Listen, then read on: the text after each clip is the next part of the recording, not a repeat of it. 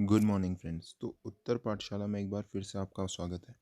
और आज हम बात करेंगे 21 मई को उत्तराखंड से रिलेटेड सभी महत्वपूर्ण करंट अफेयर्स के ऊपर, जिसमें हम नेपाल ने जो ट्विटर पे नया मानचित्र डाला है वो देखेंगे, उत्तराखंड परिवहन के नए नियम देखेंगे, भगवान तुंगनाथ के कपाट खुल चुके हैं तो इसके बारे में हम अध्ययन करेंगे, पांच बद्री और पंच केदार के बारे में।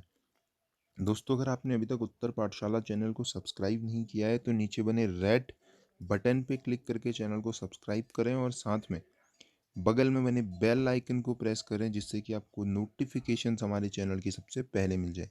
तो चलिए शुरू करते हैं। देखिए, पहले हैं विष्णु रिमाल। ये हैं chief advisor of prime minister of Nepal. Chief advisor of prime minister of Nepal Vishnu Rimal, इन्होंने अपने ट्विटर अकाउंट पे औपचारिक रूप से नेपाल के नए मानचित्र की घोषणा की हुई है। ये है नेपाल का नया मानचित्र। देखिए, आप यहाँ देख सकते हैं नेपाल को नक्शा।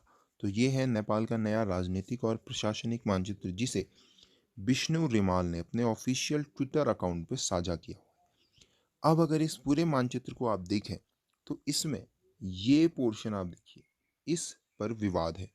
इसे ही मैं अगर आपको जूम करके दिखाऊं तो आप देखिए, ये जो एरिया है लिम्पियाधुरा, यहाँ पे देखिए काला पानी, ये लिपू लेक, ये पूरा का पूरा एरिया भारत का हमारी अपनी टेरिटरी के अंदर आता है। इसे इस एरिया को ये देखिए, ये पूरा का पूरा एरिया इस तरीके से भारत के अंदर आता है, जिसे नेपाल ने अपने उसमें दिखाया हुआ है मानचित्र में। यही विवाद का कारण भी है। देखिए, काला पानी है, लिपू लेक है, यहाँ लिम्पियाधुरा से शुरू कर रखा है। इसके बारे में मैंने आपको कल की वीडियो में भी बताया था, आज भी मैं बता रहा हूँ। और अगली वीडियो में हम आपको इसके बारे में पूरा सुगौली संधि से होते हुए अभी तक के बारे में बताएंगे, और ये भी जानेंगे कि हकीकत में इस ज़मीन के टुकड़े पर किसका अधिकार है। लेकिन एक तरीके से देखा जाए तो ये भारत के लिए बहुत ज़्यादा महत्वपूर्ण है। और ऐसे समय में जहाँ पूरी दुनिया जो है कोरोना से लड़ रही है, वहाँ पे ये एक अपने आप में बड़ा इशू बन जाता है। और वहीं नेपाल के प्रधानमंत्री ने अभी ये तय किया है कि वो इसे विश्व समुदाय में अलग अलग संगठनों के सामने भी इस विषय को लेकर जाएंगे। तो इस पे खैर एक नई वीडियो हम बनाएंगे। फिलहाल आज के अन्य करंट अफेयर्स देखते हैं। तो ये देखिए, कोविड-19 की रोकथाम के लिए उत्तराखंड की सड़कों पर आज से ई रिक्शा से लेकर सिटी बसें तक दौड़ने लगेंगी। यानी कि जो व्हीकल्स हैं, जो ट्रांसपोर्ट है उत्तराखंड में, वो खोल दिया गया है आज से। अब ये जो ट्रांसपोर्ट किया जा रहा है, इसके लिए बहुत सारे नियम, कायदे व कानून हैं, तो उन्हें देखना बहुत ज़रूरी है। अगर आप कहीं परिवहन करते हैं या कोई आपके पास ऐसा है जो ऐसे टैक्सी वाहन चलाता है, तो उसे ज़रूर बताइएगा ये नियम। देखिए, अंतर्राज्यीय मार्गों पर प्रतिबंध है। तो देखिए, जो अंतर्राज्यीय मार्ग है उनके लिए तो परमिशन लेनी ही पड़ेगी। फिर देखिए, वाहनों का सैनिटाइजेशन, यानी कि यात्रा जब आपने स्टार्ट किया और एंड किया, तो यात्रा से पहले और ख़त्म होने के बाद आपको वाहन को सैनिटाइज करना पड़ेगा। अब जो वाहन है उसमें जो ड्राइवर है उसको भी मास्क, सैनिटाइज, ये सब उसके पास होना चाहिए, दस्ताने वस्ताने। फिर देखिए, बाहरी राज्यों के प्रवासियों की थर्मल स्क्रीनिंग। तो सार्वजनिक वाहनों के माध्यम से अगर किसी और प्रदेश से आने वाला आदमी राज्य में प्रवेश करेगा तो उसकी थर्मल स्कैनिंग क्या होगी, जरूरी होगी। फिर देखिए, हर यात्री को मास्क पहनना होगा। ये हम आपको बहुत पहले से बता रहे हैं, सोशल डिस्टेंसिंग है, सैनिटाइजर रखना है, मास्क पहनना है, ये बहुत ज़रूरी है। अब देखिए, ये देखिए आरोग्य सेतु ऐप, ये आपके फ़ोन पे होना बहुत ज़रूरी है। तो आप मेरी प्लेलिस्ट में जाके वीडियो देख सकते हैं। आरोग्य सेतु के ऊपर एक वीडियो बनाई हुई है, कैसे उसे इंस्टॉल करना है, और इसे इंस्टॉल जरूर कीजिएगा आरोग्य सेतु ऐप को। और देखिए, तंबाकू, गुटखा, शराब के सेवन पे रोक है।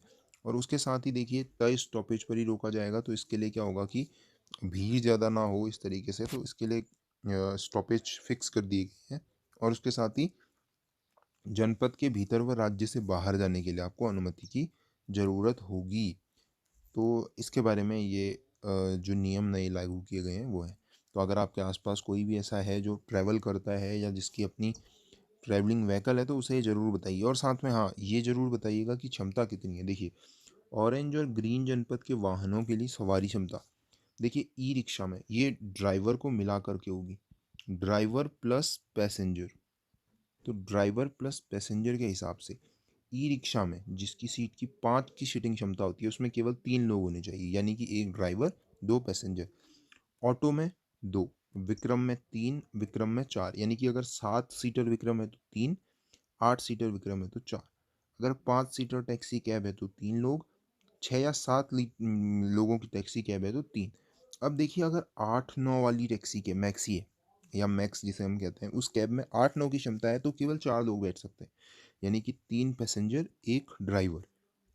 और मैक्सी अगर आपका मैक्स जो कैब है 10 से 11 लोगों की क्षमता वाली है तो उसमें केवल 5 लोग बैठेंगे, यानी कि 1 ड्राइवर और 4 लोग।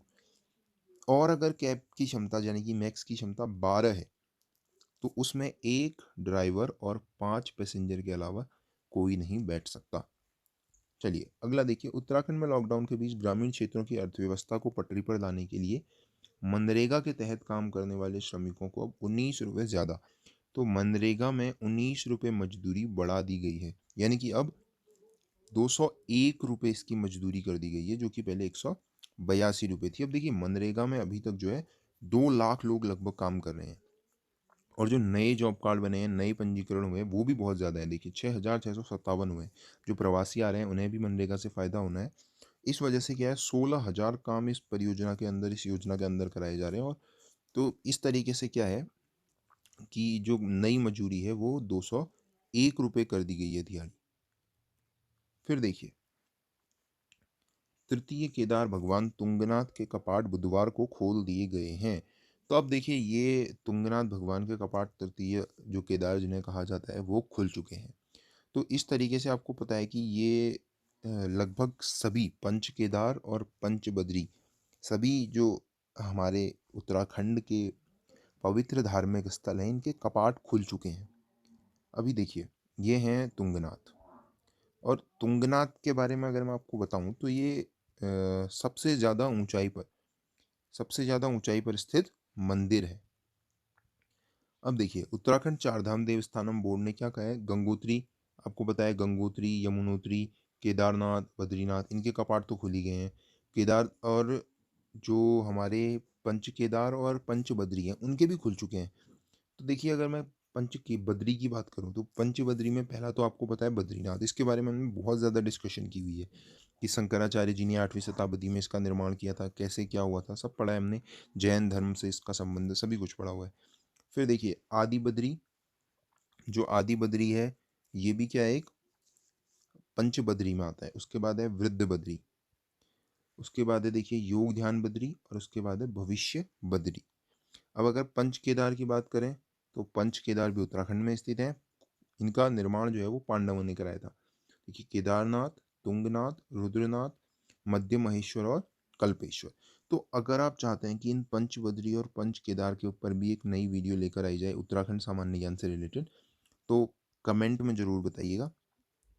और इस तरीके से देखिए, अगला जो न्यूज़ है वो है उत्तराखंड के हाई कोर्ट का डिसीजन। तो उत्तराखंड हाई कोर्ट ने ये ऑर्डर दिया हुआ है कि जो रेड जोन है, अगर रेड जोन से कोई प्रवासी उत्तराखंड में आता है तो उसे उत्तराखंड राज्य की सीमा पर ही, यानी कि बॉर्डर पर ही क्या कर दिया जाएगा, क्वारंटाइन किया जाएगा। और जब तक उसकी रिपोर्ट नेगेटिव नहीं आती तब तक उसे स्टेट में नहीं भेजा जाएगा, और उसकी थर्मल स्क्रीनिंग से लेकर के हर एक चीज़ होनी है। तो इस तरीके से क्या हुआ है, the Uttarakhand high court on Wednesday directed the state government to send people returning to the state from red zone areas to the other parts of the country into a week long institutional quarantine। देखिए संस्थागत quarantine उसको कराना पड़ेगा और उसके बाद ही क्या हो सकता है, वो अपने घर वापस जा सकते हैं। तो रेड जोन से आने वालों को बॉर्डर पे क्वारंटाइन करने की बात की गई है। तो इस तरीके से हमने डिस्कस किया इन सब के बारे में। अब देखिए आपको पता है कि स्टेट में कोविड का असर, कोरोना का असर लगातार बढ़ रहा है। तो इसके ऊपर राज्य में कैसे कोरोना के केसेस बढ़े, 20 तारीख तक का पूरा एनालिसिस लेकर के मैं आज शाम तक एक नई वीडियो आपको मिल जाएगी, जिसमें हम उत्तराखंड का टोटल कोरोना का पूरा एनालिसिस, और स्टेट के क्या क्या एक्शंस रहे, क्या क्या स्टेट ने किया, स्टेट कहाँ तक सफल रहा और कहाँ कहाँ पे स्टेट की गलती हुई, इसको लेकर के पूरा एनालिसिस आज शाम तक आपको चैनल पे मिल जाएगा। तो आपको करना ये है कि चैनल को करना है सब्सक्राइब, प्रेस करना है बेल आइकन, वीडियो अगर आपको अच्छी लगती है तो आपको करना है शेयर और साथ में लाइक, और आपके मैक्सिमम फ्रेंड्स तक ये वीडियो पहुंचानी है। जिससे कि ज़्यादा से ज़्यादा लोगों को पता चले। Thank you.